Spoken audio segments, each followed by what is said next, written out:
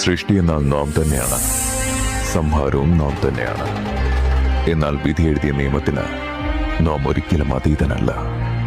വെളിവാകട്ടെ, ആ ജന്മരഹസ്യം അവിടുന്ന് തന്നെ പകർന്നു നൽകിയാലും ദേവി.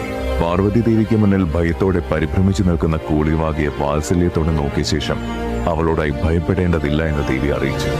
കാരണം തന്റെ മുന്നിൽ വേഷം മാറി വന്നത് സാക്ഷാൽ പരമശിവനാണെന്നും ഇത് കാലം മുൻപേ നിശ്ചയിച്ച വിധിയാണെന്നും ദേവി കൂട്ടിച്ചേർത്തു.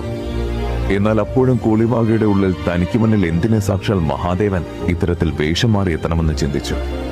അത് മനസ്സിലാക്കി വേണം പാർവതി ദേവി കൂളിവാകിക്ക് മുന്നിൽ അവളുടെ പൂർവ്വജന്മ രഹസ്യം വെളിപ്പെടുത്തി. പോയ ജന്മത്തിൽ കൂളിവാക പാർവതി ദേവിയുടെ തോഴിയായിരുന്നു. അന്ന് ദേവിയുടെ കുഞ്ഞിനെ മുലയൂട്ടാൻ കൂളിവാകി അതിയായി ആഗ്രഹിച്ചിരുന്നതുകൊണ്ട് ഒരിക്കൽ അവൾ അതിനായി ശ്രമിക്കുകയുണ്ടായി. എന്നാൽ ഒട്ടും പ്രതീക്ഷിക്കാതെ പാർവതി ദേവി അത് കാണാനിടയായി.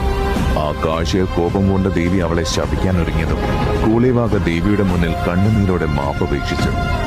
ആ കണ്ണുനീരിൽ മനസ്സിലഞ്ഞ ദേവി കൂളിവാകയ്ക്ക് മറ്റൊരു ജന്മം ലഭിക്കട്ടെ എന്നും അന്ന് മഹാദേവന്റെ കുഞ്ഞിനെ മുലയൂട്ടി വളർത്തുവാനും മാത എന്ന വിളി കേൾക്കുവാനും അവൾക്ക് ഭാഗ്യം ലഭിക്കട്ടെ എന്നുമുള്ളൊരു വരം നൽകി.